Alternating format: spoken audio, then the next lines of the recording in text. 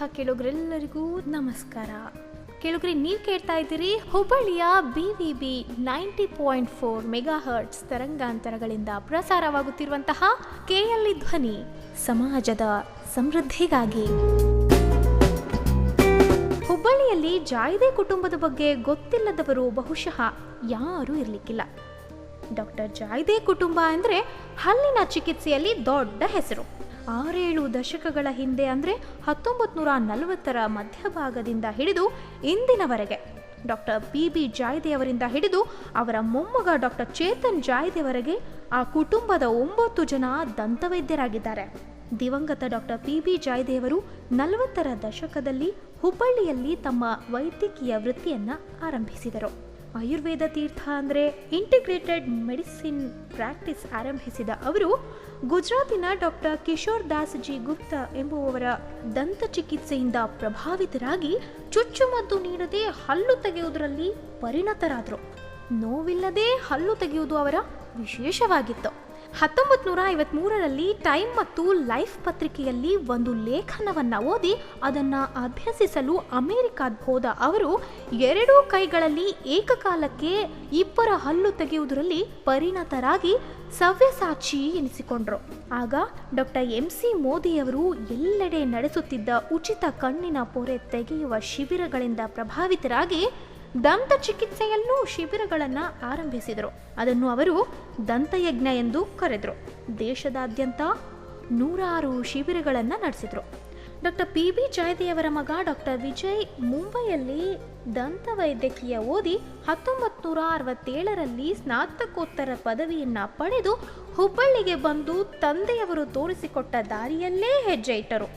ದಂತವೈದ್ಯಕೀಯದಲ್ಲಿ ಆಗ ಉತ್ತರ ಕರ್ನಾಟಕದಷ್ಟೇ ಅಲ್ಲ, ಪುಣೆಯಿಂದ ಬೆಂಗಳೂರಿನವರೆಗೆ ಭಾಗದಲ್ಲಿ ಸ್ನಾತಕೋತ್ತರ ಪದವಿ ಪಡೆದ ಮೊದಲ ದಂತವೈದ್ಯ ಡಾಕ್ಟರ್ ವಿಜಯ್ ಅವರಾಗಿದ್ದರು. ಡಾಕ್ಟರ್ ವಿಜಯ್ ಅವರ ಸೋದರ ಡಾಕ್ಟರ್ ರವೀಂದ್ರ ಕೂಡ ದಂತವೈದ್ಯರು. ಡಾಕ್ಟರ್ ವಿಜಯ್ ಅವರ ಪುತ್ರರಾದ ಡಾಕ್ಟರ್ ಭೂಷಣ್ ಹಾಗೂ ಡಾಕ್ಟರ್ ಚೇತನ್ ಅವರೂ ದಂತವೈದ್ಯರು. ಡಾಕ್ಟರ್ ಭೂಷಣ್ ಅವರ ಪತ್ನಿ ಡಾಕ್ಟರ್ ಗೌರಿ ಮತ್ತು ಡಾಕ್ಟರ್ ಚೇತನ್ ಅವರ ಪತ್ನಿ ಡಾಕ್ಟರ್ ಹೇಮಾ ಕೂಡ ದಂತವೈದ್ಯರೇ.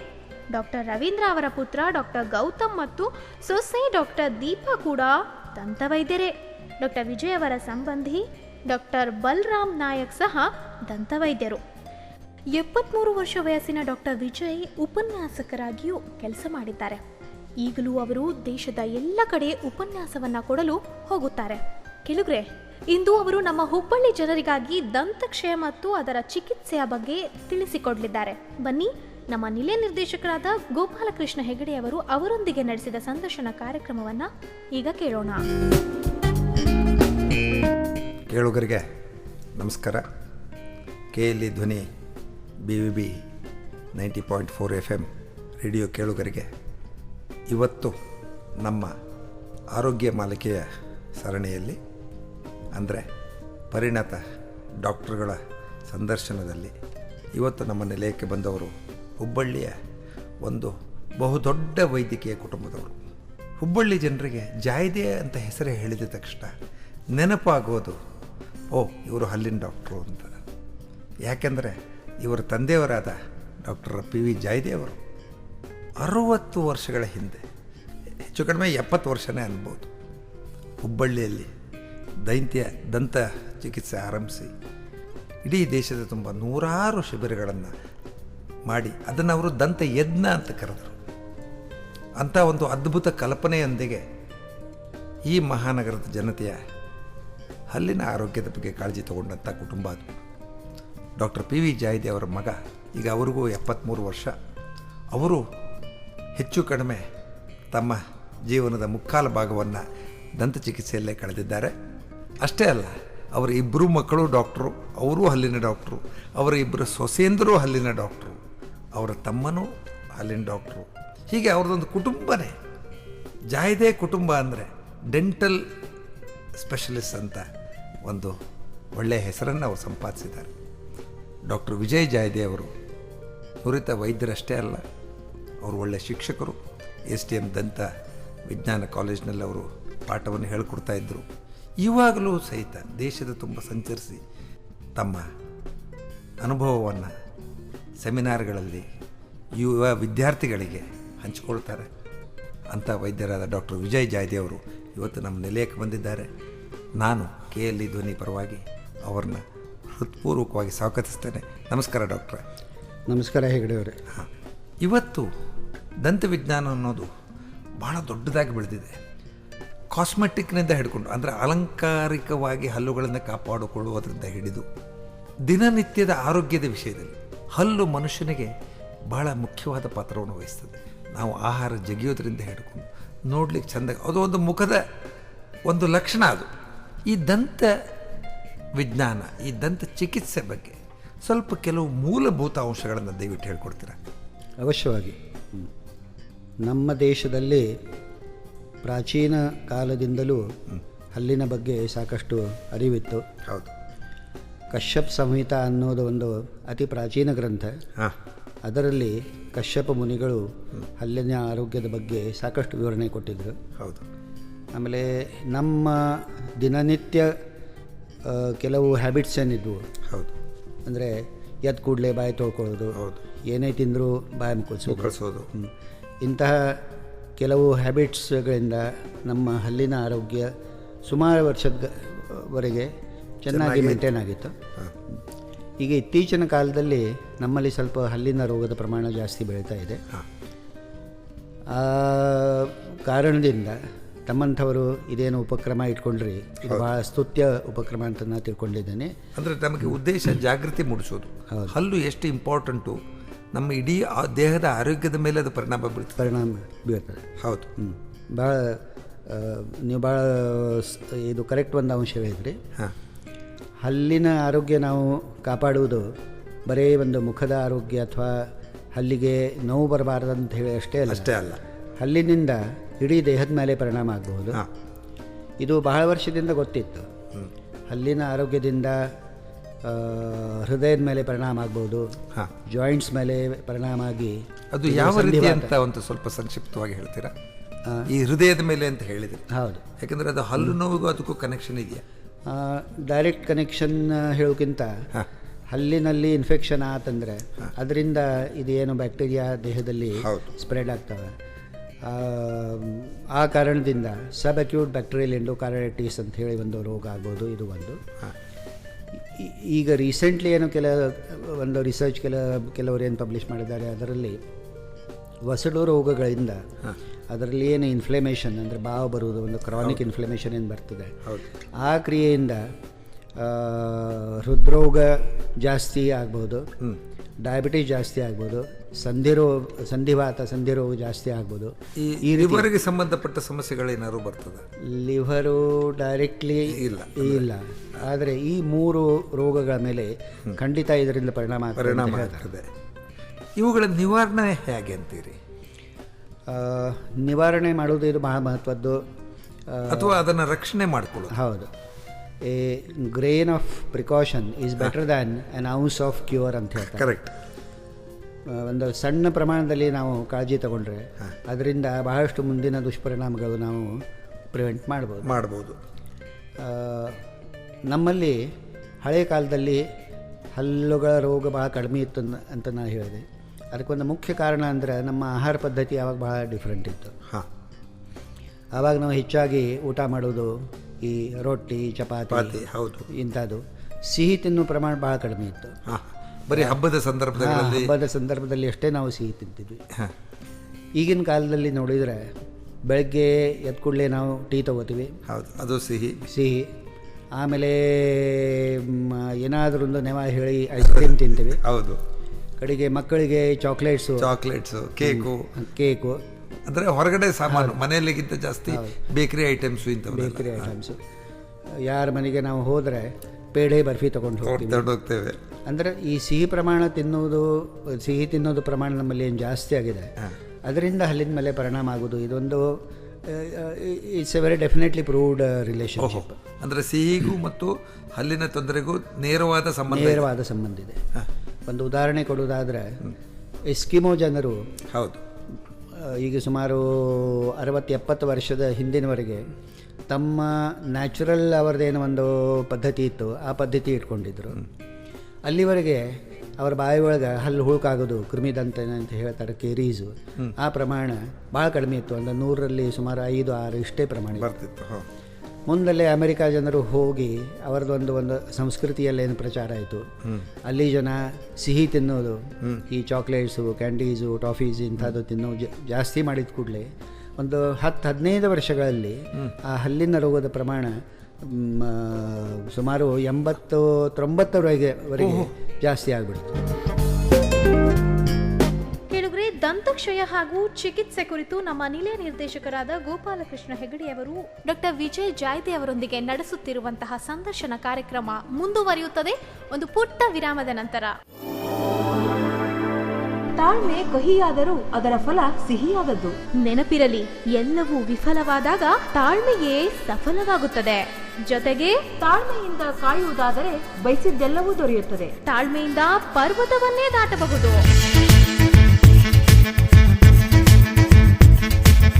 ನೀವು ಕೇಳ್ತಾ ಇದ್ದೀರಿ ಕೆಎಲ್ಇ ಧ್ವನಿ BVP 90.4 FM ಸಮಾಜದ ಸಮೃದ್ಧಿಗಾಗಿ.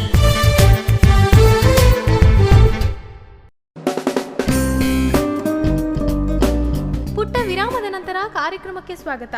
ಈಗ ದಂತಕ್ಷಯ ಹಾಗೂ ಚಿಕಿತ್ಸೆ ಕುರಿತು ನಡೆಯುತ್ತಿರುವ ಸಂದರ್ಶನ ಕಾರ್ಯಕ್ರಮ ಮುಂದುವರಿಯುತ್ತದೆ. ನಮ್ಮಲ್ಲಿ ಸಹಿತ ನಾವು ಹಿಂದಕ್ಕಿಲ್ಲೇ ನಮ್ಮ ದಂತ ವೈದ್ಯರ ಸಂಘದ ವತಿಯಿಂದ ಈ ಸ್ಕೂಲ್ ಡೆಂಟಲ್ ಚೆಕಪ್ಪು ಕ್ಯಾಂಪ್ಸ್ ಮಾಡ್ತಿದ್ವಿ. ಆವಾಗ ನಾವು ನೋಡೋದಂದ್ರೆ ಈ ಕಾನ್ವೆಂಟ್ ಸ್ಕೂಲಿನ ಹುಡುಗರ ಬಾಯಿ ಒಳಗೆ ಹಲ್ಲು ಹುಳುಕಾಗೋ ಪ್ರಮಾಣ ಜಾಸ್ತಿ ಇತ್ತು. ಯಾಕಂದರೆ ಇವರು ಬರೋದು ಒಂದು ಹೈಯರ್ ಸ್ಟೇಟ್ ಆಫ್ ಸೊಸೈಟಿ, ಸ್ವಲ್ಪ ಹೆಚ್ಚಿಗೆ ದುಡ್ಡು ಲೈಫ್ ಸ್ಟೈಲ್ ಬೇರೆನೇ ಇರ್ತದೆ. ಹೌದು, ಅವರು ಚಾಕ್ಲೇಟು, ಕೇಕ್ ತಿನ್ನೋದು ಜಾಸ್ತಿ. ಅಂಥವ್ರ ಬಾಯಿ ಒಳಗೆ ಹಲ್ಲು ಹುಳುಕಾಗೋ ಪ್ರಮಾಣ ಜಾಸ್ತಿ ಕಂಡು ಬಂದಿತ್ತು.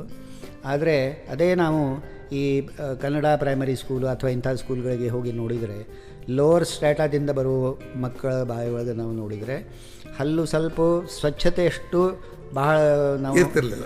ಯಾಕಂದ್ರೆ ಅವರು ಬಹುತೇಕ ಬ್ರಷ್ ಪೇಸ್ಟು ಎಲ್ಲ ಯೂಸ್ ಮಾಡ್ತಿದ್ದಿಲ್ಲ.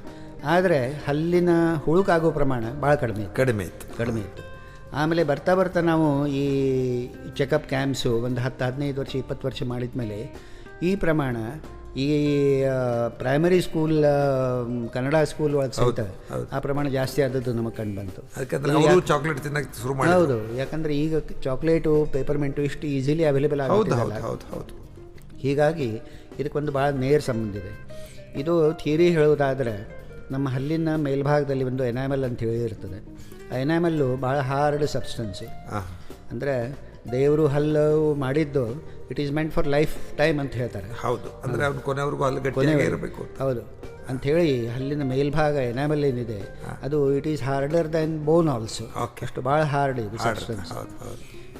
ಆದರೆ ಏನಾಗ್ತಂದರೆ ಹಲ್ಲಿನ ಮೇಲೆ ಈ ಸ್ವೀಟ್ ಇದು ತಿನ್ನೋದರಿಂದ, ಸಿಹಿ ಆಹಾರ ತಿನ್ನೋದರಿಂದ ಒಂದು ಹೊದಿಕೆ ಒಂದು ಡೆವಲಪ್ ಆಗ್ತದೆ, ಒಂದು ಪ್ಲಾಕ್ ಅಂತ ಹೇಳ್ತೀವಿ, ಅಥವಾ ಕವರಿಂಗ್ ಒಂದು ಡೆವಲಪ್ ಆತಂದರೆ ಅದರಲ್ಲಿ ಕೆಲವು ಜರ್ಮ್ಸು, ಈ ಲ್ಯಾಕ್ಟೋಬ್ಯಾಸಿಲಸ್ ಅಂತ ಹೇಳ್ತಾರೆ, ಅಂಥ ಜರ್ಮ್ಸ್ ಅದರಲ್ಲಿ ಬೆಳೆದು ಆ ಜರ್ಮ್ಸ್ಗಳು ಕೆಲವು ಆ್ಯಸಿಡ್ಸು ಪ್ರೊಡ್ಯೂಸ್ ಮಾಡ್ತವೆ. ಆ ಆ್ಯಸಿಡು ಹಲ್ಲಿನ ಎನಾಮಲಲ್ಲಿ ಇದ್ದಂಥ ಕ್ಯಾಲ್ಶಿಯಂ ಮೇಲೆ ಆ್ಯಕ್ಷನ್ ಆಗಿ ಅಲ್ಲೇ ಒಂದು ಸಣ್ಣಾಗಿ ತೂತಾಗಲಿಕ್ಕೆ ಶುರು ಆಗ್ತದೆ. ದಂತಕ್ಷಯಗಳು ಅಲ್ಲಿ ಶುರು ಆಗ್ತದೆ. ಆಮೇಲೆ ಶುರುವಿನಲ್ಲಿ ನಾವು ಅದಕ್ಕೇನು ಹೆಚ್ಚಿಗೆ ಗಮನ ಕೊಡೋದಿಲ್ಲ, ಯಾಕಂದರೆ ಆವಾಗೇನು ತೊಂದರೆ ಇರೋದಿಲ್ಲ. ಆಮೇಲೆ ಕ್ರಮೇಣ ಅದು ಜಾಸ್ತಿಯಾಗಿ ಸಣ್ಣಾಗಿ ಹಲ್ಲು ಜುಮ್ ಅನ್ಲಿಕ್ಕೆ ಶುರು ಆಗ್ತದೆ. ಆವಾಗಾದರೂ ನಾವು ಅಷ್ಟು ಭಾಳ ಲಕ್ಷ್ಯ ಕೊಡ್ತೀವಿ ಅಂತ. ಹೌದು, ಕಡೆಗೆ ಅದು ಇನ್ನೂ ಸ್ವಲ್ಪ ಡೀಪ್ ಹೋಗಿ ನರಕ್ ಟಚ್ ಆತಂದರೆ ಬಹಳ ತೀವ್ರವಾಗಿ ವೇದನೆ ಶುರು ಆಗ್ತದೆ.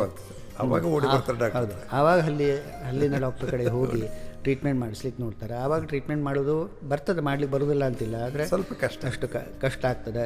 ಆಮೇಲೆ ಖರ್ಚು ಜಾಸ್ತಿ ಬರ್ತದೆ. ಅದಕ್ಕೆ ಇದೆಲ್ಲ ಆಗಬಾರ್ದು ಅಂದರೆ ಆರಂಭದಲ್ಲೇ ಅದರ ಬಗ್ಗೆ ಕಾಳಜಿ ತಗೊಳ್ಳೋದು. ಸಿಹಿ ತಿನ್ನೋದು ಕಡಿಮೆ ಮಾಡಬೇಕು. ಅಕಸ್ಮಾತ್ ಮಕ್ಕಳಿಗೆ ಸಿಹಿ ಕೊಟ್ಟರು, ಅವರು ಊಟಕ್ಕಿಂತ ಪೂರ್ವದಲ್ಲಿ ಸಿಹಿ ತಿನ್ನಲಿ, ಆಮೇಲೆ ಊಟ ಮಾಡಲಿ. ಅಂದರೆ ಊಟದಲ್ಲಿ ಚಪಾತಿ, ರೊಟ್ಟಿ ತಿನ್ನೋದರಿಂದ ಅದೇನು ಕೋಟಿಂಗ್ ಹಲ್ಲಿನ ಮೇಲೆ ಕೋಟಿಂಗ್ ಆಗಿರ್ತದೆ, ಕೋಟಿಂಗ್ ಕನಿಷ್ಠ ಸ್ವಲ್ಪ ಮಟ್ಟಿಗೆ ಹೋಗ್ತದೆ. ಮಕ್ಕಳಿಗೆ ಬಾಯಿ ಮುಕ್ಕಿಸ್ಲಿಕ್ಕೆ ನಾವು ಮತ್ತೊಮ್ಮೆ ಹೇಳುವ ಪ್ರಸಂಗ ಇವಾಗ ಬಂದಿದೆ. ನಮ್ಮಲ್ಲಿ ಮುಂಚೆ ಅದು ಪದ್ಧತಿ ಇತ್ತು, ಇವಾಗ ಅದು ಭಾಳ ಕಡಿಮೆ ಆಗಿದೆ. ಆದರೆ ಈವನ್ ಇನ್ ಫಾರಿನ್ ಕಂಟ್ರೀಸ್ ಅವರು ಹೇಳ್ತಾರೆ, we must teach our children to gargle after every feed ಅಂತ ಹೇಳ್ತಾರೆ. ಓಹೋ, ಅದು ಸಣ್ಣ 2 ವರ್ಷದ ಮಕ್ಕಳಿಂದನೇ ಶುರು ಮಾಡಿ. ಹೌದು ಹೌದು.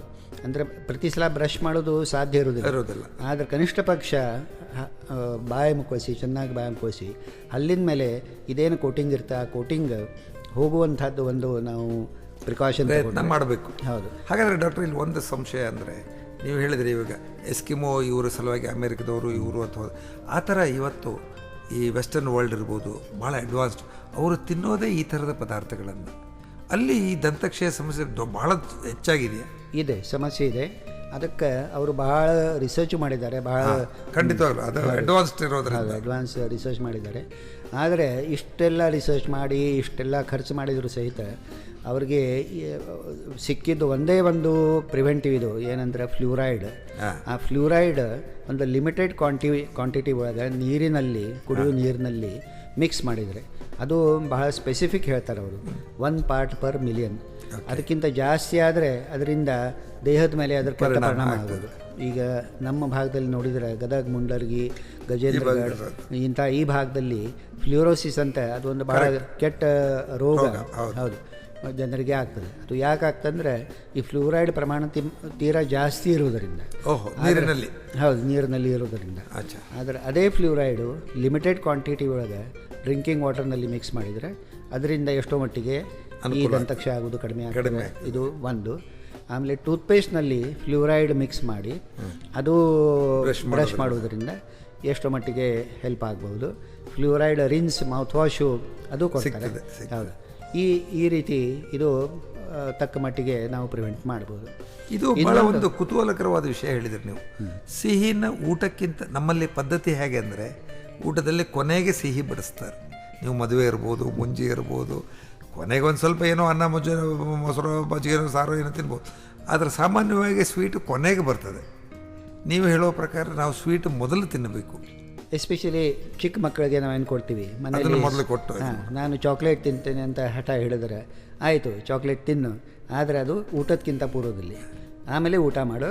ಬಾಳೆಹಣ್ಣು ತಿನ್ನಿಸೋದು ಅಂತಾರಲ್ಲ, ಚಾಕ್ಲೇಟ್ ಕೊಟ್ಟರೆ ಮಕ್ಕಳಿಗೆ. ಚಾಕ್ಲೇಟ್ ತಿಂದರೆ ಅದು ಹಲ್ಲಲ್ಲಿ ಸಿಕ್ಕಾಕೊಳ್ಳೋದಕ್ಕಿಂತ ಬಾಳೆಹಣ್ಣು ಒಂದು ಒಳ್ಳೆ ಸೊಲ್ಯೂಷನ್ ಆಗಬಲ್ಲ. ಕೊಡ್ಬೋದು. ಅದು ಕಂಪ್ಲೀಟ್ ಹಲ್ಲನ್ನು ಸ್ವಚ್ಛ ಮಾಡ್ತದೆ. ಹೌದು. ಓಕೆ, ಅದು ಮಾಡಬೇಕು.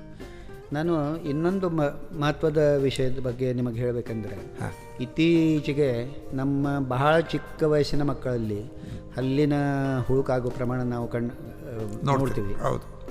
ಅದು ಯಾಕಂತ ಹೇಳಿದರೆ, ಚಿಕ್ಕ ಮಕ್ಕಳು ಅಂದರೆ 8 ತಿಂಗಳು, 10 ತಿಂಗಳು, 1 ವರ್ಷದವರು ರಾತ್ರಿ ಮಲಗುವಾಗ ಕಿರಿಕಿರಿ ಮಾಡಬಾರ್ದು ಅಂತ ಹೇಳಿ ಅವ್ರ ಬಾಯಿ ಒಳಗೆ ಈ ಹಾಲಿನ ಬಾಟ್ಲಿ ಕೊಟ್ಟು ತಾಯಂದರು ಮಲಗಿಸ್ಬಿಡ್ತಾರೆ. ಆಮೇಲೆ ಇಡೀ ರಾತ್ರಿ ಬಾಯಿ ಒಳಗದು ಸಿಹಿ ಹಾಲು ಹಲ್ಲಿನ ಮೇಲೆ ಬಹಳ ಎಳೆ ಹಲ್ಲು ಇರ್ತದೆ. ಹೌದು, ಹಾಲು ಥರನೇ ಸಾಫ್ಟ್ ಇರ್ತದೆ ಹಲ್ಲು. ಹೌದು, ಅದು ಪರಿಣಾಮ ಆಗ್ತದೆ. ಹೌದು, ಅದರಿಂದ ಬಹಳ ಕೆಟ್ಟ ಪರಿಣಾಮ ಆಗಿ, ಅಂದರೆ ಬಾಟ್ಲಿ ಹಾಲು ಕೊಡಬಾರ್ದು ಆ್ಯಕ್ಚುಲಿ. ಅಲ್ಲ, ಕೊಡುವುದಾದರೆ ಈ ರೀತಿ ಇಡೀ ರಾತ್ರಿ ಬಾಯಿ ಇಡಬಾರ್ದು. ಒಂದು ಬಾಟ್ಲಿ ಹಾಲು ಕೊಟ್ಟ ಮೇಲೆ ಸ್ವಲ್ಪ ನೀರು ಕುಡಿಸ್ಬೇಕು. ಅಂದರೆ ಸ್ವಲ್ಪ ಮಟ್ಟಿಗೆ ಅದು ಸ್ವಚ್ಛ ಶುಗರ್ ಹೋಗ್ತದೆ. ಇಡೀ ರಾತ್ರಿ ಈ ಥರ ಬಾಟ್ಲಿ ಕೊಡುವುದರಿಂದ ರ್ಯಾಂಪಂಟ್ ಕೇರೀಸ್ ಅಂತ ಹೇಳ್ತಾರೆ. ಅಂದರೆ ನಾವು ನೋಡ್ತೀವಿ ಬಾಯಿ ಒಳಗೆ ನೋಡಿದರೆ ಅಷ್ಟು ಹಲ್ಲು ಹುಳುಕಾದದ್ದು ಸಣ್ಣ ಮಗುವಿಗೆ 2.5, 3, 4 ವರ್ಷದ ಮಗುವಿಗೆ ಪೂರ್ತಿ ಹಲ್ಲು ಹಾಳಾದದ್ದು. ಅದಕ್ಕೆ ಇದೇ ಕಾರಣ ಅಂತ. ಹೌದು, ಇದೇ ಕಾರಣ. ಇದು ನಾವು ನೋಡ್ತೀವಿ. ಆಮೇಲೆ ಅದು ಇಷ್ಟು ಕಠಿಣ ಪರಿಸ್ಥಿತಿ ಆಗ್ತದೆ. ಆ ಮಕ್ಕಳಿಗೆ ಟ್ರೀಟ್ಮೆಂಟ್ ಕೊಡೋದು ಬಹಳ ಕಷ್ಟ. ಯಾಕಂದರೆ ಮಕ್ಕಳಿಗೆ ಡಾಕ್ಟ್ರ್ ಹೆದರಿಕೆ. ಆಮೇಲೆ ನಾವು ಅದಕ್ಕೊಂದು ಗಿಲ್ಲಿಂಗ್ ಮಾಡೋದಾದ್ರೆ ಡ್ರಿಲ್ಲಿಂಗ್ ಮಾಡೋದು, ಇದು ಮಾಡೋದು, ಮಕ್ಕಳಿಗೆ ಅದು ತಡ್ಕೊಳ್ಳಿ ಆಗೋದಿಲ್ಲ. ಟ್ರೀಟ್ಮೆಂಟ್ ಮಾಡೋದು ಕಷ್ಟ. ಹಲ್ಲಿನ ನೋವು ಬಹಳ ಆದರೆ ಹಲ್ಲು ತೆಗೆಯೋದು ಅದು ಕಷ್ಟ. ಮತ್ತು ಪ್ರಿಮ್ಯಾಚುರ್ಲಿ ಹಲ್ಲು ತೆಗೆಯೋದ್ರಿಂದ ಪರ್ಮನೆಂಟ್ ಹಲ್ಲಿನ ಬೆಳವಣಿಗೆಗೆ ಕಷ್ಟ, ಆ ಹಲ್ಲಿಗೂ ತೊಂದರೆ ಆಗ್ಬೋದು. ಹಿಂಗೊಂದು ಬಹಳ ಕೆಟ್ಟ ಪರಿಸ್ಥಿತಿ ಬಂದುಬಿಡ್ತದೆ. ಅದಕ್ಕೆ ತಾಯಂದರು ಇದೊಂದು ನೆನಪಿನಲ್ಲಿ ಇಟ್ಕೊಂಡು, ಇದು ಬಹಳ ಅಮೂಲ್ಯವಾದ ಸಲಹೆ ಇದು. ಹೌದು, ಇದು ನೀವು ಎಷ್ಟು ಪ್ರಚಾರ ಮಾಡ್ತೀರಿ ಅಷ್ಟು. ಹೌದು, ಖಂಡಿತವಾಗಲು. ಹೌದು. ಯಾಕಂದರೆ ನಮ್ಮ ಶ್ರೀನಾಥ್ ಮುಗುಳಿ ಇದ್ರ ಬಗ್ಗೆ ಒಂದು ಸ್ವಲ್ಪ ಹೇಳಿದ್ರು. ಅವರು ಹೇಳೋ ಪ್ರಕಾರ ನಮ್ಮಲ್ಲಿ ಹೈಜಿನಿಕ್ ಕಂಡೀಷನ್ಸ್ ಇರುವುದೇ ಇಲ್ಲ. ನೀವು ಅದರಿಂದ ಬಹಳ ಬಾಯಿ ಎಲ್ಲ ಅವರು ಹಲ್ಲಂತ ಹೇಳಲಿಲ್ಲ, ಬಟ್ ಮಕ್ಕಳಿಗೆ ಅದರ ಮೇಲೆ ಪರಿಣಾಮ ಆಗ್ತದೆ. ಬಹುತೇಕ ಇದನ್ನು ಗಮನದಲ್ಲಿ ಇಟ್ಕೊಂಡೇ ಹೇಳಿರ್ಬೇಕು. ಯಾಕಂದರೆ ಮಗುವಿಗೆ ಹಲ್ಲಿನ ಬೆಳವಣಿಗೆ ಅನ್ನೋದನ್ನು, ಯಾಕಂದರೆ ಅವು ಕಚ್ಚಕ್ಕೆ ಶುರು ಮಾಡ್ತವೆ. ಅವಕ್ಕೆ ಬಹುತೇಕ ನವಿತದಂಗೆ ಕಾಣ್ತದೆ. ಈಗ ಸಿಕ್ಕಿದ್ದನ್ನು ಕಚ್ಚಲಿಕ್ಕೆ ಶುರು ಮಾಡ್ತಾರೆ. ಅದಕ್ಕೆ ಕೆಲವೊಂದು ಈಗೆಲ್ಲ ಅದು ವಿದೇಶದಲ್ಲಿ ಕೆಲವೊಂದು ಇದನ್ನು ಕೊಡ್ತಾರೆ, ಗಮ್ಸ್ ಜಗಿಲಿಕ್ಕೆ. ಹೌದು, ಪ್ಯಾಸಿಫೈಯರ್ ಅಂತ ಕೊಡ್ತಾರೆ. ಅದು ಈಸ್ ಇಟ್ ಗುಡ್? ಅಂದರೆ ಅದು ಕೊಡೋದಾದರೆ ಅಷ್ಟು ಕ್ಲೀನ್ ಮಾಡಿ ಕೊಡಬೇಕಾಗ್ತದೆ. ಕ್ಲೀನ್ ಮಾಡೋದು ಡಿಫಿಕಲ್ಟ್, ಕಷ್ಟ. ನಮ್ಮ ಇಲ್ಲಿ ಕಂಡೀಷನ್ಸಿಗೆ ಅದು ಅಷ್ಟೊಂದು ಅಡ್ವೈಸಬಲ್ ಅಲ್ಲ. ಕೇಳುಗ್ರೆ, ದಂತಕ್ಷಯ ಹಾಗೂ ಚಿಕಿತ್ಸೆ ಕುರಿತು ನಮ್ಮ ನಿಲಯ ನಿರ್ದೇಶಕರಾದ ಗೋಪಾಲಕೃಷ್ಣ ಹೆಗಡೆಯವರು ಡಾಕ್ಟರ್ ವಿಜಯ್ ಜಾಯ್ದೆ ಅವರೊಂದಿಗೆ ನಡೆಸುತ್ತಿರುವಂತಹ ಸಂದರ್ಶನ ಕಾರ್ಯಕ್ರಮ ಮುಂದುವರಿಯುತ್ತದೆ ಒಂದು ಪುಟ್ಟ ವಿರಾಮದ ನಂತರ.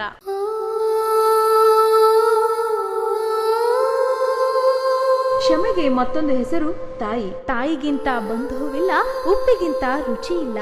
ತಾಯಿಯ ಮಡಿಲು ಹೊರಗೆ ನೆರಳು. ಜನನಿ ಮತ್ತು ಜನ್ಮ ಭೂಮಿಗಳು ಸ್ವರ್ಗಕ್ಕಿಂತ ಹೆಚ್ಚಿನವು. ಭೂಮಿಗಿಂತ ದೊಡ್ಡವಳು ತಾಯಿ, ಗಗನಕ್ಕಿಂತ ದೊಡ್ಡವನು ತಂದೆ. ನೀವು ಕೇಳ್ತಾ ಇದ್ದೀರಿ ಕೆಎಲ್ಇ ಧ್ವನಿ BVB 90.4 FM, ಸಮಾಜದ ಸಮೃದ್ಧಿಗಾಗಿ.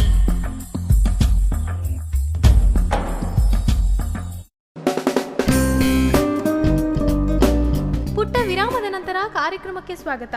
ಈಗ ದಂತಕ್ಷಯ ಹಾಗೂ ಚಿಕಿತ್ಸೆ ಕುರಿತು ನಡೆಯುತ್ತಿರುವ ಸಂದರ್ಶನ ಕಾರ್ಯಕ್ರಮ ಮುಂದುವರಿಯುತ್ತದೆ.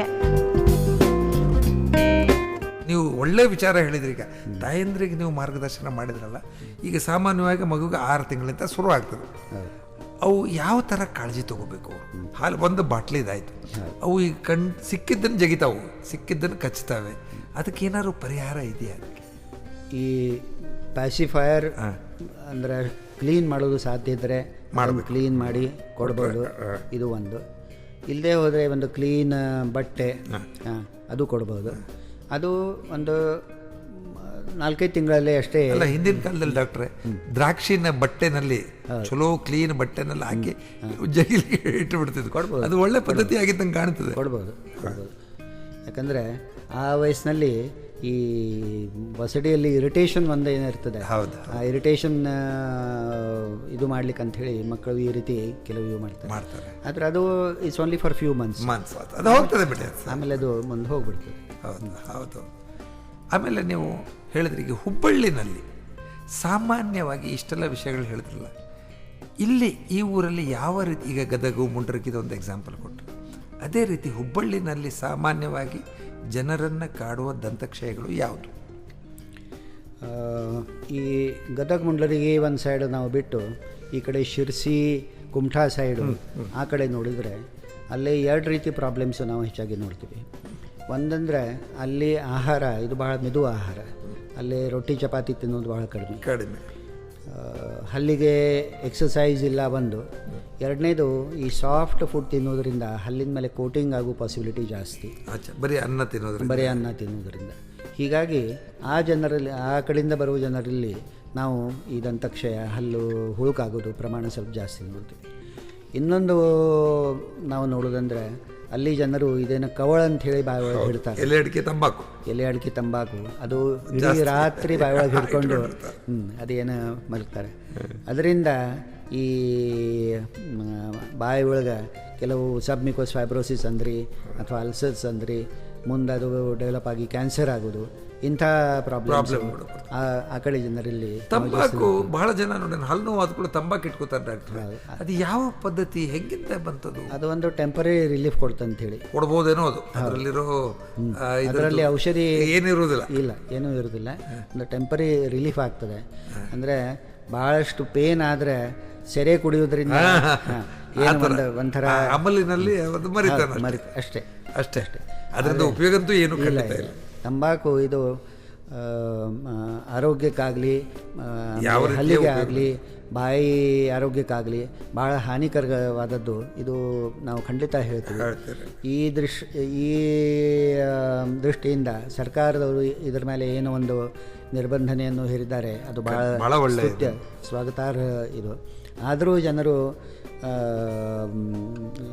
ಏನೇನೋ ಮಿಕ್ಸ್ ಮಾಡಿ, ಗುಟ್ಕಾ ಇಲ್ಲ ಅಂದರೂ ಇದು ಅದು ಏನೇನೋ ಮಿಕ್ಸ್ ಮಾಡಿ ಗುಟ್ಕಾ ಥರ ಮಾಡಿ ತಿನ್ನೋದು ಅದು ಏನು ಕಡಿಮೆ ಆಗ್ತಾ ಇಲ್ಲ.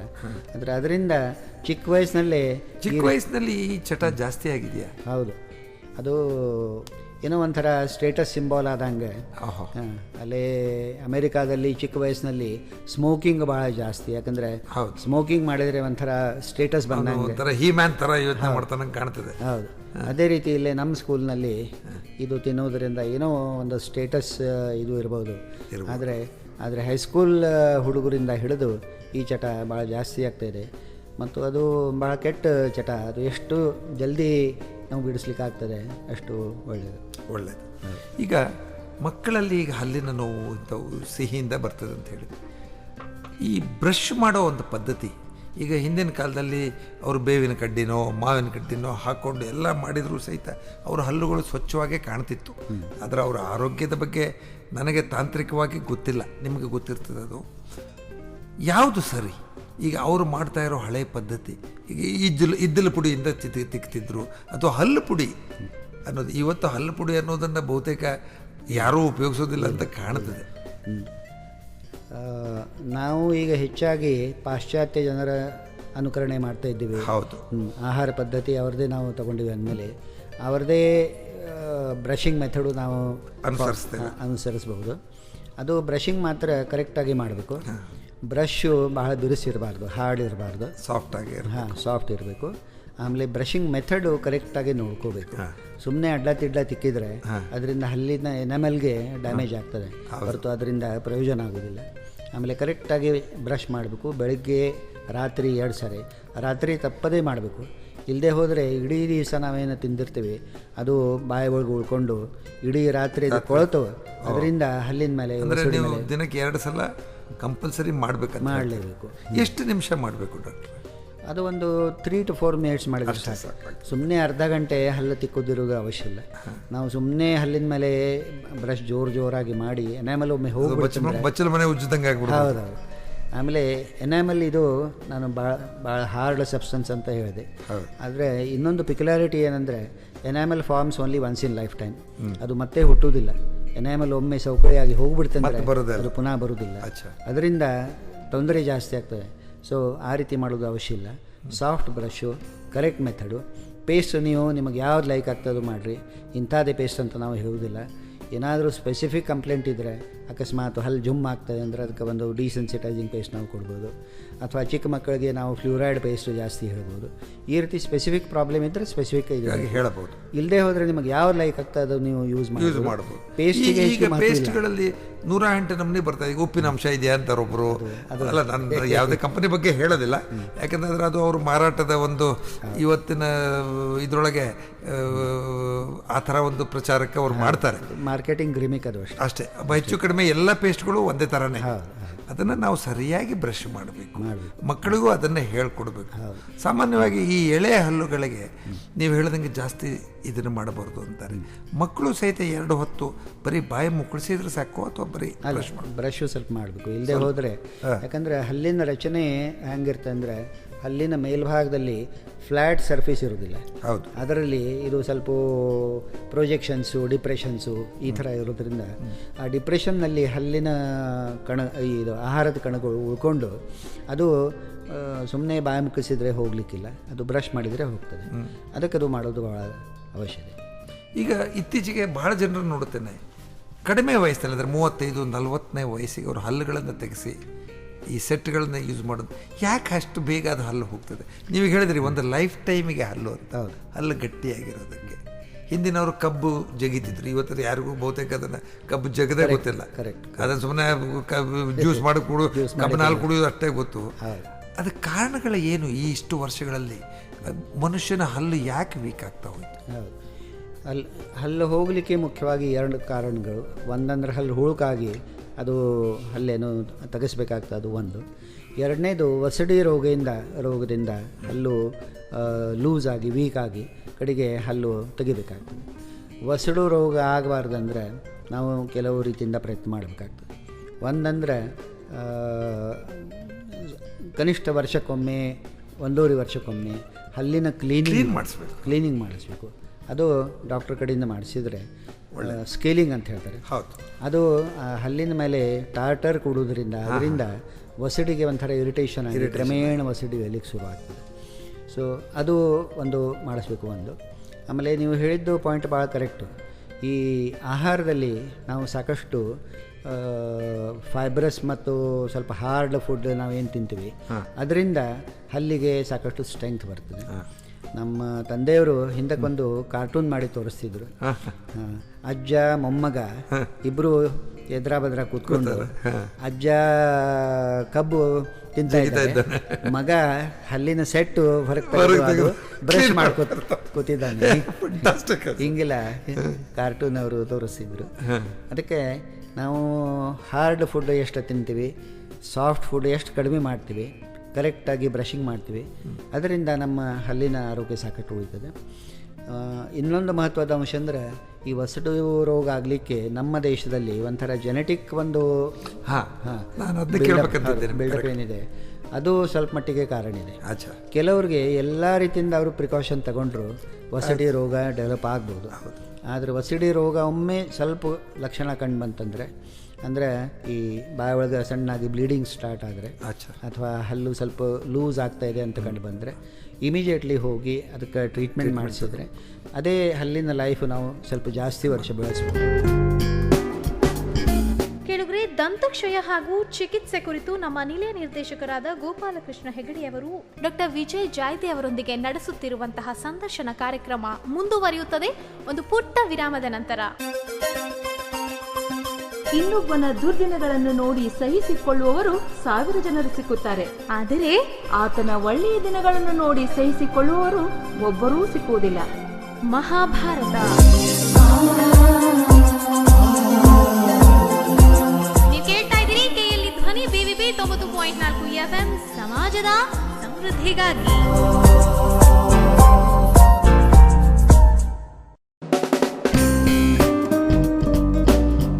ವಿರಾಮದ ನಂತರ ಕಾರ್ಯಕ್ರಮಕ್ಕೆ ಸ್ವಾಗತ. ಈಗ ದಂತಕ್ಷಯ ಹಾಗೂ ಚಿಕಿತ್ಸೆ ಕುರಿತು ನಡೆಯುತ್ತಿರುವ ಸಂದರ್ಶನ ಕಾರ್ಯಕ್ರಮ ಮುಂದುವರಿಯುತ್ತದೆ. ಈ ವಸಡು ರೋಗದಿಂದ ಹಲ್ಲು ಹೋಗೋದು ಇದು ಸಾಮಾನ್ಯವಾಗಿ ದೊಡ್ಡವರಲ್ಲಿ ಹಲ್ಲು ಹೋಗುವ ಕಾರಣ. ಚಿಕ್ಕ ವಯಸ್ಸಿನಲ್ಲಿ ಹಲ್ಲು ಹುಳುಕಾಗೋದ್ರಿಂದ ಹಲ್ಲು ತೆಗಿಬೇಕಾಗ್ತದೆ. ಈ ಎರಡೂ ಕಾರಣದಿಂದ ಹಲ್ಲು. ಈ ದುರ್ವಾಸನೆ ಅಂತ ಇದೆಯಲ್ಲ ಇವತ್ತು ಜಾಸ್ತಿ ಇದೆ. ನೀವು ಸಾಮಾನ್ಯವಾಗಿ ಸಾರ್ವಜನಿಕ ಬಸ್ಗಳಲ್ಲಿ ನೋಡಿ ನಿಮಗೆ ಅದರ ಅನುಭವ ಆಗ್ತದೆ. ಏನು ಬಾಯಿ ಹಲ್ಲು ತಿಕ್ತಾನೋ ಇಲ್ಲೋ ಅಥವಾ ಆ ಥರ. ಯಾಕೆ ಇದೊಂದು ಸಾಮಾನ್ಯ ಒಂದು ಪಿಡುಗು ಥರ ಇದೆ. ನನಗೆ ಭಾಳ ಮಂದಿ ನೋಡ್ತೇವೆ ನಾವು ಇವತ್ತು. ಅದು ಯಾಕೆ ಆ ಥರ ಬಾಯಿ ದುರ್ವಾಸನೆ ಆಗ್ತದೆ? ಬಾಯಿ ದುರ್ವಾಸನೆ ಆಗಲಿಕ್ಕೆ ಒಂದು 3-4 ಥರದ ಕಾರಣದಿಂದ ಆಗ್ಬೋದು. ಒಂದಂದ್ರೆ ಹಲ್ಲು ಹುಳುಕಾಗಿ ಹಲ್ಲಿನಲ್ಲಿ ಕ್ಯಾವಿಟಿ ಇತ್ತಂದರೆ ಅದರಲ್ಲಿ ಹಲ್ಲಿನ ಇದು ಆಹಾರದ ಕಣಗಳು ಉಳ್ಕೊಂಡು ಕೊಳತು ವಾಸನೆ ಬರ್ಬೋದು ಒಂದು. ವಸಡು ರೋಗ ಇರೋದರಿಂದ ವಸಡಿಯಲ್ಲಿ ಸಣ್ಣಾಗಿ ಪಸ್ ಡೆವಲಪ್ ಆಗಿ ಅದರಿಂದ ವಾಸನೆ ಬರ್ಬೋದು ಎರಡನೇದು. ಆಮೇಲೆ ಕೆಲವ್ರಿಗೆ ಈ ಸ್ಟಮಕ್ ಏಲ್ಮೆಂಟು ತಿಂದದ್ದು ಸರಿ ಜೀರ್ಣ ಆಗೋದಿಲ್ಲ ಅಂಥವ್ರಿಗೆ ಪದೇ ಪದೇ ತೇಗು ಬರೋದರಿಂದ ಅದರಿಂದ ಆದರೂ ವಾಸನೆ ಬರ್ತದೆ. ಮೂಗಿನಲ್ಲಿ ದುರ್ಮಾಂಸ ಬೆಳೆದ್ರೆ ಅದರಿಂದ ಆದರೂ ಬೆಳಬೋದು. ಆಮೇಲೆ ಕೆಲವ್ರಿಗೆ ಏನೂ ರೋಗ ಇರೋದಿಲ್ಲ ಆದರೂ ಇದು ವಾಸನೆ ಬರ್ತದೆ. ಯಾಕಂತ ಹೇಳಿದರೆ ಅದು ಒಂಥರದ ಬ್ಯಾಕ್ಟೀರಿಯಾ ಅವರ ನಾಲ್ಗೆ ಮೇಲೆ ಅದು ಕ್ರಮೇಣ ಡೆವಲಪ್ ಆಗಿ ಅದರಿಂದ ಆಗ್ತದೆ. ಅಂಥವರು ಸ್ವಲ್ಪ ಹೆಚ್ಚಿಗೆ ಸಲ ಬಾಯಿ ಮುಕ್ಕಿಸೋದು ಅಥವಾ ಈ ಮೌತ್ ವಾಶ್ ಯೂಸ್ ಮಾಡ್ಬೋದು. ಫ್ರೀಕ್ವೆಂಟಾಗಿ ಬ್ರಷ್ ಮಾಡಬೇಕು. ಈ ಬ್ರಷ್ ಜೊತೆನೆ ಟಂಗ್ ಕ್ಲೀನರ್ಸ್ ಬರ್ತದೆ. ಟಂಗ್ ಕ್ಲೀನರ್ ಅದನ್ನು ಬಹಳ ಹಾರ್ಡಾಗಿ ಯೂಸ್ ಮಾಡಬಾರ್ದು ಅಂತ ಹೇಳ್ತಾರಲ್ಲ. ಇಲ್ಲ ಮಾಡಬಾರ್ದು, ಲೈಟಾಗಿ ಮಾಡ್ಬೋದು. ಅಥವಾ ಈ ಬ್ರಷ್ಷಿನ ಕುಂಚ ಏನಿದೆ ಬ್ರಿಸಲ್ಸ್ ಅದನ್ನೇ ಯೂಸ್ ಮಾಡಿಕೊಂಡು ಸ್ವಲ್ಪ ನಾಲ್ಗೆ ಮೇಲೆ ಇದು ಮಾಡಿದ್ರೆ ಸರಿ ಹೋಗ್ತದೆ. ಅಂದರೆ ಟಂಗ್ ಕ್ಲೀನಿಂಗು ಮಾಡಲೇಬೇಕಾಗ್ತದೆ. ಈಗ ಇನ್ನೊಂದು ಬಹಳ ಮುಖ್ಯವಾದ ಪ್ರಶ್ನೆ ಕೇಳಬೇಕು ನಾನು. ನೀವು ನಿಮ್ಮ ತಂದೆಯವ್ರ ಬಗ್ಗೆ ಹೇಳ್ತಾ ಅವರು ನೋವು ಇಲ್ಲದೆಯೇ ಹಲ್ಲು ತೆಗೆಯುವ ಒಂದು 70 ವರ್ಷದ ಹಿಂದೆ 40ನೇ ಇಸ್ವಿಯಿಂದ ಅವರು ಅದನ್ನು ಯೋಚನೆ ಮಾಡ್ತಾರೆ. ದಂತ ಯೋಚನೆ ಮಾಡಬೇಕಾದ್ರೆ ಜನರಿಗೆ ಯಾವುದೇ ತೊಂದರೆ ಆಗದ ಹಾಗೆ, ನೋವು ಜಾಸ್ತಿ ಆಗದ ಹಾಗೆ. ಅವತ್ತಿಗೂ ಇವತ್ತಿಗೂ ಈ ವೈದ್ಯಕೀಯದಲ್ಲಿ ಬಹಳಷ್ಟು ಬದಲಾವಣೆ ಆಗಿದೆ. ಡೆಂಟಲ್ ಸರ್ಜರಿ ಡೆಂಟಲ್ ಮೆಡಿಸಿನ್ ಅನ್ನೋದೇ ಚೇಂಜ್ ಆಗಿದೆ, ಸಾಕಷ್ಟು ಅಡ್ವಾನ್ಸ್ ಆಗಿದೆ. ಇವತ್ತು ಅದೇ ಪದ್ಧತಿ ಇದೆಯಾ? ಅಂದರೆ ಅನೆಸ್ಥೀಶಿಯಾ ಕೊಡದೆ ಅವರು ತೆಗಿತಿದ್ರು. ಈಗ ನೀವು ನಿಮ್ಮ ಮಗ ಅಂತಂದರೆ ಒಂದು 3 ಜನರೇಷನ್ ಡಾಕ್ಟರ್ಗಳು ನಿಮ್ಮ ತಂದೆಯವರ ಕಾಲದ ಪದ್ಧತಿ ಉಪಯೋಗಿಸ್ತಿರೋ ಅಥವಾ ಈಗಿನ ಮಾಡರ್ನ್ ಸ್ಟೈಲ್ ಯೂಸ್ ಮಾಡ್ತಾರೆ? ಇಲ್ಲ, ನಾನು ಸ್ವಲ್ಪ ಮಟ್ಟಿಗೆ ಅದು ಕಲೀಲಿಕ್ಕೆ ಪ್ರಯತ್ನ ಮಾಡಿದೆ. ಆದರೆ ಅದು ಒಂದು ಪರ್ಸ್ನಲ್ ಸ್ಕಿಲ್ ಅವ್ರದ್ದು, ಅಂದರೆ ಹಸ್ತಗುಣ. ಆಮೇಲೆ ನಾನು ನನ್ನ ಫೀಲ್ಡ್ ಹೆಚ್ಚಿಗೆ ಡೆವಲಪ್ ಮಾಡಿದ ಮೇಲೆ ಅದು ನನಗೆ ಕಲೀಲಿಕ್ಕೆ ಅಷ್ಟು ಸಾಧ್ಯ ಆಗಲಿಲ್ಲ. ಆಮೇಲೆ ನಮ್ಮ ಮುಂದಿನ ಜನ್ರೇಷನ್ನು ಅಷ್ಟು ಇದು ಮಾಡಲಿಲ್ಲ. ಆದರೆ ಇವತ್ತಿಗೂ ಜಾಮ್ನಗರದಲ್ಲಿ ಅದು ಕಲಿಸ್ತಾರೆ ಅಂತ ನಾನು ಕೇಳಿದ್ದೆ. ಅಂದರೆ ನೋವು ಇಲ್ಲದೆ ತೆಗೆಯೋದು. ಆದರೆ ನನಗನ್ಸೋ ಮಟ್ಟಿಗೆ ಕೆಲವು ವಿಶಿಷ್ಟ ಸಂದರ್ಭದಲ್ಲಿ ಅದು ಉಪಯೋಗ ಆಗಲಿಕ್ಕಿಲ್ಲ. ಅಂದರೆ ಅಕಸ್ಮಾತ್ ಅಲ್ಲಿ ಹುಳುಕಿತ್ತಂದರೆ ಅದು ತೆಗೆಯೋದು ಸ್ವಲ್ಪ ಕಷ್ಟ ಆಗ್ಬೋದು. ಈ ವಸಡು ರೋಗ ಇರುವವರೆಗೆ ಇದ್ದವ್ರಿಗೆ ಅದರಿಂದ ಹಲ್ಲು ತೆಗೆಯೋದು ಸುಲಭವಾಗಿ ತೆಗಿಬೋದು. ಆದರೆ ಹುಳುಕು ಹಲ್ಲು ತೆಗೆಯೋದು ಸ್ವಲ್ಪ ಕಷ್ಟ ಆಗ್ಬೋದು ಅಂತ ಅನಿಸ್ತೀನಿ ನಾನು. ಯಾಕಂದರೆ ಅದು ರೂಟ್ಸು ಭಾಳ ಗಟ್ಟಿಯಾಗಿದ್ದರೆ ಹೌದು ಅದು ತೆಗೆಯೋದು ಕಷ್ಟ ಆಗ್ತದೆ. ಆಮೇಲೆ ಈ ವಿಸ್ಡಮ್ ಟೂತ್ ಅಂತ ಹೇಳ್ತಾರಲ್ಲ, ಇಂಪ್ಯಾಕ್ಟೆಡ್ ವಿಸ್ಡಮ್ ಟೂತ್, ಅಂಥದ್ದು ಆ ಮೆಥಡ್ದಿಂದ ತೆಗಿಲಿಕ್ಕೆ ಸಾಧ್ಯ ಇಲ್ಲ. ಅದು ಅದಕ್ಕೊಂದು ಬೇಸಿಸ್ ಇದೆ. ಆದರೆ ಅದು ಡೆವಲಪ್ ಮಾಡಲಿಕ್ಕೆ ಭಾಳ ಪ್ರಯತ್ನ ಬೇಕು, ಅದಕ್ಕೊಂದು ಭಾಳ ಡಿವೋಷನ್ ಬೇಕು. ಅದು ನಮ್ಮ ತಂದೆಯವರಲ್ಲಿತ್ತು, ನಮ್ಮಲ್ಲಿ ಅದಷ್ಟು ಈಗ ಯಾರು, ಯಾಕಂದರೆ ಸಿಂಪಲ್ ಅನೆಸ್ಥಿಷಿಯಾ ಇವತ್ತು ಅದು ಅಡ್ವಾನ್ಸ್ಡಲ್ಲೂ ಇದೆ. ನಿಮಗೆ ಅವರು ಸಣ್ಣ ನೋವು ಗೊತ್ತಾಗದಂಗೆ ಇಂಜೆಕ್ಷನ್ ಮಾಡ್ತಾರೆ, ಅದು ಹೆಚ್ಚಿಗೆ ನೋವು ಆಗೋದಿಲ್ಲ, ತೆಗೀತಾರೆ ಆರಾಮಾಗಿ. ಆದರೆ ಈಗ ಹಲ್ಲು ತೆಗೆಯುವಾಗ ಮುರಿಯೋ ಸಂದರ್ಭಗಳಿರ್ತಾವ. ಮುರಿಬಹುದು, ಆದರೆ ಅದು ಚಲೋ ಸರ್ಜನ್, ಡೆಂಟಲ್ ಸರ್ಜನ್ ಇದ್ರಂದರೆ ಅದು ಸ್ವಲ್ಪ ಇದು ಮಾಡಿ ಡ್ರಿಲ್ಲಿಂಗ್ ಮಾಡಿ ತೆಗಿಲಿಕ್ಕೆ ಆಗ್ತದೆ. ಈ ಆರ್ಟಿಫಿಷಿಯಲ್ ಟೀತ್ ಅಂದರೆ ಹಲ್ಲು ಕಟ್ಸ್ಕೊಳ್ಳೋದು ಅಂತ ಹೇಳ್ತಿದ್ರಿಂದ, ಅವು ನಿಜವಾದ ಹಲ್ಲು ಅಂದರೆ ಮೂಲ ಒರಿಜಿನಲ್ ಹಲ್ಲಿಗೆ ಅಷ್ಟೇ ಎಫೆಕ್ಟಿವ್ ಆಗಿರ್ತದೆ? 90% ಆಗ್ಬೋದು ಅಂತ ಹೇಳ್ತೇನೆ ನಾನು. ಕೆಲವರಿಗೆ ಏನು ಕಷ್ಟ ಆಗೋದಿಲ್ಲ, ಕೆಲವರಿಗೆ ಅಷ್ಟು ಸ್ಯಾಟಿಸ್ಫ್ಯಾಕ್ಷನ್ ಆಗ್ತದೆ, ಕೆಲವರಿಗೆ ಅಷ್ಟು ಸ್ಯಾಟಿಸ್ಫ್ಯಾಕ್ಷನ್ ಆಗೋದಿಲ್ಲ. ಆದರೆ ಈಗ ಹೊಸದಾಗಿ ಕೆಲವು ಮೆಥಡ್ಸ್ ಏನು ಬಂದಾವೆ ಅಂದರೆ ಇಂಪ್ಲಾಂಟ್ ಅಂತ ಹೇಳ್ತಾರೆ. ಆ ಇಂಪ್ಲಾಂಟು ವಸಡಿಯಲ್ಲಿ ಫಿಕ್ಸ್ ಮಾಡಿಕೊಂಡು ಆ ಸಪೋರ್ಟ್ ತಗೊಂಡು ಡೆಂಚರ್ ಫಿಕ್ಸ್ ಮಾಡಿದರೆ ಅದು ಭಾಳಷ್ಟು ಸ್ಟ್ರಾಂಗ್ ಆಗ್ತದೆ. ಅಂದರೆ ಅದನ್ನು ತೆಗೆದಿಡೋದು ಹಿಂದೆಲ್ಲ ಅದಕೊಂಡು ಡಬ್ಬಿ ಇಟ್ಕೊಂಡಿರ್ತಿದ್ರು, ತೆಗೆದು ಅದರಲ್ಲಿ ಇಡ್ತಿದ್ರು ನೀರಲ್ಲಿ ಹಾಕಿ. ಈಗ ಆ ಥರದ್ದೇನೂ ಇಲ್ಲ ಅಲ್ಲ. ಆದರೂ ನೈಟ್ ಟೈಮ್ ತೆಗೆದಿಡೋದು ಚಲೋ ಅಡ್ವೈಸಬಲ್. ಅಂದರೆ ವಸಡಿ ಮೇಲೆ ಹೆಚ್ಚಿಗೆ ಪ್ರೆಷರ್ ಬರಬಾರ್ದು, ವಸಡಿಗೆ ಸೌಕಳಿ ಬರಬಾರ್ದು, ಈ ದೃಷ್ಟಿಯಿಂದ ಅದು. ಆದರೆ ಇಂಪ್ಲಾಂಟ್ ಇದು ಒಂದು ಹೊಸದಾಗಿ ಡೆವಲಪ್ಮೆಂಟ್ ಆಗಿದೆ, ಅದರಿಂದ ಇದು ಡೆಂಚರು ಭಾಳಷ್ಟು ಸ್ಟೇಬಲ್ ಆಗಿಬಿಟ್ಟಿದೆ. ಮುಂಚೆ ಪ್ರಾಬ್ಲಮ್ ಏನಂದರೆ ಈ ವಸಡು ಸಪೋರ್ಟ್ ಭಾಳ ಕಡಿಮೆ ಇದ್ದಾಗ ಡೆಂಚರ್ ಹಾಕಿದ ಕೂಡಲೇ ಅದು ಅನ್ಸ್ಟೇಬಲ್ ಆಗಿ ಕಡೆಗೆ ತಿನ್ನಲಿಕ್ಕೆ ಜಗಲಿಕ್ಕೆ ಪ್ರಾಬ್ಲಮ್ ಆಗ್ತಿತ್ತು. ಆದರೆ ಇದು ಹಾಕೋದ್ರಿಂದ, ಇಂಪ್ಲಾಂಟ್ ಹಾಕೋದ್ರಿಂದ ಅದು ಸ್ಟೆಬಿಲಿಟಿ ಸ್ವಲ್ಪ ಜಾಸ್ತಿ ಬರ್ತದೆ. ಕೊನೆಯದಾಗಿ ಒಂದು ಕೇಳ್ತೇನೆ, ಇವತ್ತು ದಿಸ್ ಕಾಸ್ಮೆಟಿಕ್ ಡೆಂಟಲ್ ಟ್ರೀಟ್ಮೆಂಟ್ ಅಂತ ಹೇಳ್ತಾರೆ, ಅಂದರೆ ಮುಖ ಚಂದ ಕಾಣಲಿಕ್ಕೆ, ಅಂದರೆ ಈಗ ಸಿನಿಮಾ ತಾರೆಯರ ಹಾಗೆ ಅವರು ಹಲ್ಲುಗಳ ಥರ ಮಾಡಲಿಕ್ಕೆ ಅದು ಹೇಗೆ ಮಾಡ್ತಾರೆ ಅದನ್ನು? ಆಮೇಲೆ ಯಾಕಂದರೆ ಅದು ಇವತ್ತು ಎಲ್ಲ ಹೆಣ್ಣು ಹುಡುಗರು ಅದನ್ನು ಬಯಸ್ತಾರೆ. ಅದ್ರ ಬಗ್ಗೆ ಬಹಳ ಕ್ಲಿನಿಕ್ಗಳು ದೊಡ್ಡ ದೊಡ್ಡ ನಗರಗಳಲ್ಲಿ ಸ್ಟಾರ್ಟ್ ಆಗಿದ್ದಾವೆ. ಅದು ಬಹಳ ದುಬಾರಿ ಆಗಿರ್ಬೋದು, ಆದರೆ ಹಾಗೆ ಮಾಡ್ಬೋದಾ? ಇದ್ದ ಹಲ್ಲುಗಳನ್ನೇ ಆ ರೀತಿ ಒಂದು ಸೆಟ್ ಮಾಡಲಿಕ್ಕೆ ಆಗ್ತದೆ? ಕಾಸ್ಮೆಟಿಕ್ ಡೆಂಟಿಸ್ಟ್ರಿ ಒಳಗೆ 2 ಆಸ್ಪೆಕ್ಟ್ಸು. ಒಂದಂದರೆ ಹಲ್ಲು ಭಾಳಷ್ಟು ಮುಂದಿದ್ದರೆ ಅಥವಾ ಹಲ್ಲು ಭಾಳ ಸೊಟ್ಟಪಟ್ಟ ಇದ್ದರೆ ಅದು ಸರಿ ಮಾಡೋದು, ಅದಕ್ಕೆ ತಂತಿ ಹಾಕ್ಕೊಂಡು ಸರಿ ಮಾಡೋದು, ಆರ್ಥೋಡಾಂಟಿಕ್ಸ್ ಅಂತ ಹೇಳ್ತೀವಿ. ಅದು ಮಾಡಿ ಹಲ್ಲಿನ ರಚನೆ ನಾವು ಇದನ್ನು ಮಾಡಿಕೊಂಡು ಸರಿ ಮಾಡಿಕೊಂಡು ಹಲ್ಲಿನ ಸೌಂದರ್ಯ ಬೆಳೆಸ್ಬೋದು. ಇದು ಒಂದಾಯಿತು. ಕೆಲವರಿಗೆ ಈ ಹಲ್ಲಿನ ಜೊತೆ ದವಡೆ ಪೊಸಿಷನ್ನು ಪ್ರಾಬ್ಲಮ್ ಇರ್ತದೆ. ಅಂಥವ್ರಿಗೆ ತಂತಿನೂ ಹಾಕೋದು, ಆಮೇಲೆ ಮೈನರ್ ಸರ್ಜರಿ ಅಥವಾ ಈ ದವಡೆ ಸರ್ಜರಿ ಮಾಡಿಕೊಂಡು ಆ ದವಡೆ ಪೊಸಿಷನ್ ಸೆಟ್ರೈಟ್ ಮಾಡಿಕೊಂಡು ಮುಖದ ಆಕಾರ ಸ್ವಲ್ಪ ಚೇಂಜ್ ಮಾಡಿಕೊಂಡು ಇಂಪ್ರೂವ್ ಮಾಡೋದು, ಹೀಗೆ ಮಾಡಲಿಕ್ಕೂ ಬರ್ತದೆ. ಕಡೆಗೆ ಹಲ್ಲಿನ ಮೇಲೆ ಕಲೆ ಅದು ಇತ್ತಂದರೆ ಅದು ಸ್ವಲ್ಪ ಬ್ಲೀಚಿಂಗ್ ಮಾಡೋದು, ಅದು ಮಾಡೋದ್ರಿಂದ ಹಲ್ಲಿನ ಕಲರ್ ಚೇಂಜ್ ಆಗ್ತದೆ. ಆಮೇಲೆ ಹಲ್ಲಿಗೆ ಕ್ರೌನ್ ಹಾಕೋದು, ಕ್ಯಾಪ್ಸ್ ಹಾಕೋದು, ಅದು ಮಾಡ್ಬೋದು. ಈ ವಿನಿಯರ್ಸ್ ಅಂತ ಬರ್ತಾವ, ಅದು ಫಿಕ್ಸ್ ಮಾಡ್ಬೋದು. ಆಮೇಲೆ ಹೊಸ ಫಿಲ್ಲಿಂಗ್ ಮಟೀರಿಯಲ್ಸು, ಆ ಮಟೀರಿಯಲ್ಸ್ ಯೂಸ್ ಮಾಡಿಕೊಂಡು ಇದು ಮಾಡೋದು. ಸೊ ಕಾಸ್ಮೆಟಿಕ್ ಡೆಂಟಿಸ್ಟ್ರಿ ಭಾಳಷ್ಟು ಡೆವಲಪ್ ಆಗಿದೆ. ಹೌದು, ಯಾಕಂದರೆ ಈಗ ಭಾಳ ಜನ ಮಾತಾಡೋದು ಕೇಳಿದ್ದೀನಿ ನಾನು, ಅದಕ್ಕೆ ಅದನ್ನು ಮಾಡಿಸ್ರಿ ಅಂತಾರೆ. ನೀವು ಆರ್ಥೋ ಡೆಂಟಿಸ್ಟ್ ಇದನ್ನು ಹೇಳಿದ್ರಲ್ಲ, ಅದೇ ಥರನೇ ಇವತ್ತು ಮಕ್ಕಳಲ್ಲಿ ಯಾರು ನೋಡಿದ್ರು ಅಲ್ಲಿ ಕ್ಲಿಪ್ಗಳು ಹಾಕ್ಕೊಂಡು ಕಾಣ್ತದೆ. ಅದು ಯಾಕಂತಂದರೆ ಬಹುತೇಕ ಅದು ಒಂದು ಒಳ್ಳೆಯ ವಿಧಾನನೇ ಇರ್ಬೋದು. ಯಾವುದೇ ಮಗುಗೆ ತಾನು ಚೆನ್ನಾಗಿ ಕಾಣಬೇಕಂತಲೇ ಇರ್ತದೆ. ಡಾಕ್ಟ್ರೇ, ನಮ್ಮ ಜೊತೆ ಇವತ್ತು ಇಷ್ಟೊತ್ತಿನವರೆಗೂ ಹಲವು ವಿಷಯಗಳ ಬಗ್ಗೆ ಮಾತಾಡಿದ್ರಿ. ಮುಖ್ಯವಾಗಿ ಕೆಲವೊಂದು ಅಮೂಲ್ಯ ಸಲಹೆಗಳನ್ನು ಅದರಲ್ಲೂ ನಮ್ಮ ಹುಬ್ಬಳ್ಳಿಯ ಜನರಿಗೆ ಮಗುವಿನ ಹಲ್ಲಿನ ಆರೈಕೆ ಹೇಗೆ ಮಾಡಬೇಕು, ಯುವಕರು ಹೇಗೆ ಈ ತಂಬಾಕು ಗುಟ್ಕಾ ಇದರಿಂದ ದೂರ ಇರಬೇಕು. ಹಲ್ಲು ಬಹಳ ಮುಖ್ಯವಾದ ಭಾಗ ದೇಹದಲ್ಲಿ, ಅದು ಸರಿಯಾಗಿದ್ದರೆ ಮುಖನೂ ಆರೋಗ್ಯನೂ ಚೆನ್ನಾಗಿರ್ತದೆ, ನೋಡಲಿಕ್ಕೂ ಚೆನ್ನಾಗಿರ್ತದೆ ಅಂತ ಹೀಗೆ ಹಲವು ವಿಷಯಗಳ ಬಗ್ಗೆ ನಮಗೆಲ್ಲ ಒಳ್ಳೆಯ ಮಾರ್ಗದರ್ಶನ ಮಾಡಿಕೊಟ್ರಿ.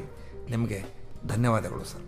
ನಾನು ಈ ಉಪಕ್ರಮ ನೀವು ಶುರು ಮಾಡಿದ್ದಕ್ಕೆ ನಿಮಗೆ ಜನರ ವತಿಯಿಂದ ಧನ್ಯವಾದಗಳನ್ನು ಅರ್ಪಿಸ್ತೀನಿ. Thank you sir. ಮತ್ತು ನಿಮ್ಮ ಈ ಉಪಕ್ರಮ ಹೀಗೆ ಹೆಚ್ಚಿಗೆ ಬೆಳೀಲಿ ಅಂತ ಹೇಳಿ. ಖಂಡಿತವಾಗ್ಲೂ ಸರ್, ಇದು ನಮ್ಮ KLE ಧ್ವನಿದು ಸಮಾಜದ ಸಮೃದ್ಧಿಗಾಗಿ ಅಂತ ನಾವು ಇಟ್ಕೊಂಡಿದ್ದೀವಿ. ಅದೇ ಉದ್ದೇಶ ನಮ್ಮದು, ಜನರಲ್ಲಿ ಜಾಗೃತಿ ಮೂಡಿಸಬೇಕು, ಹುಬ್ಬಳ್ಳಿಯ ಜನ ಆರೋಗ್ಯವಂತರಾಗಿರಬೇಕು, ಇದು ನಮ್ಮ ಗುರಿ ಸರ್. ಅದಕ್ಕೆ ನಿಮ್ಮಂಥವ್ರ ಸಹಕಾರ ನಮಗೆ ಸಿಗ್ತಾ ಇರೋದು ಭಾಳ ಸಂತೋಷದ ವಿಷಯ. ಖಂಡಿತ. ಮತ್ತೊಮ್ಮೆ ನಿಮಗೆ ಧನ್ಯವಾದಗಳನ್ನು ಅರ್ಪಿಸ್ತೇನೆ ಸರ್. ನಮಸ್ಕಾರ ಸರ್. ನಮಸ್ಕಾರ. ಕೇಳಿದ್ರೆ ಹುಬ್ಬಳ್ಳಿಯಲ್ಲಿ ಜಾಯ್ದೆ ಕುಟುಂಬದ ಬಗ್ಗೆ ಗೊತ್ತಿಲ್ಲದವರು ಬಹುಶಃ ಯಾರೂ ಇಲ್ಲ ಅಲ್ವಾ? ಡಾಕ್ಟರ್ ಜಾಯ್ದೆ ಕುಟುಂಬ ಅಂತಂದ್ರೆ ಹಲ್ಲಿನ ಚಿಕಿತ್ಸೆಯಲ್ಲಿ ದೊಡ್ಡ ಹೆಸರು. 1940ರ ಮಧ್ಯಭಾಗದಿಂದ ಹಿಡಿದು ಇಂದಿನವರೆಗೆ ಡಾಕ್ಟರ್ PB ಜಾಯ್ದೆಯವರಿಂದ ಹಿಡಿದು ಅವರ ಮೊಮ್ಮಗ ಡಾಕ್ಟರ್ ಚೇತನ್ ಜಾಯ್ದೆವರೆಗೆ ಆ ಕುಟುಂಬದ 9 ಜನ ದಂತವೈದ್ಯರೇ. ಆ ದಂತ ಕುಟುಂಬದ ದಂತವೈದ್ಯರಾದ ಡಾಕ್ಟರ್ ವಿನಯ್ ಜಾಯ್ದೆಯವರು ಇಂದು ನಮ್ಮ ನಿಲಯಕ್ಕೆ ಬಂದು ನಮ್ಮ ನಿಲಯ ನಿರ್ದೇಶಕರಾದ ಗೋಪಾಲಕೃಷ್ಣ ಹೆಗಡೆಯವರು ನಡೆಸಿದ ಸಂದರ್ಶನ ಕಾರ್ಯಕ್ರಮಕ್ಕೆ ದಂತಕ್ಷಯ ಹಾಗೂ ಅದರ ಚಿಕಿತ್ಸೆಯ ಕುರಿತು ಸವಿವರವಾದ ಮಾಹಿತಿಯನ್ನ ನೀಡಿದ್ರು. ಇದಾಗಿತ್ತು ಈ ಹೊತ್ತಿನ ವಿಶೇಷ ಕಾರ್ಯಕ್ರಮ. ಕೇಳ್ತಾ ಇರಿ ನಿಮ್ಮದೇ ಆದ ನಿಮ್ಮ ನೆಚ್ಚಿನ BVB 90.4 MHz ತರಂಗಾಂತರಗಳಿಂದ ಪ್ರಸಾರವಾಗುತ್ತಿರುವಂತಹ KLE ಧ್ವನಿ, ಸಮಾಜದ ಸಮೃದ್ಧಿಗಾಗಿ. KLE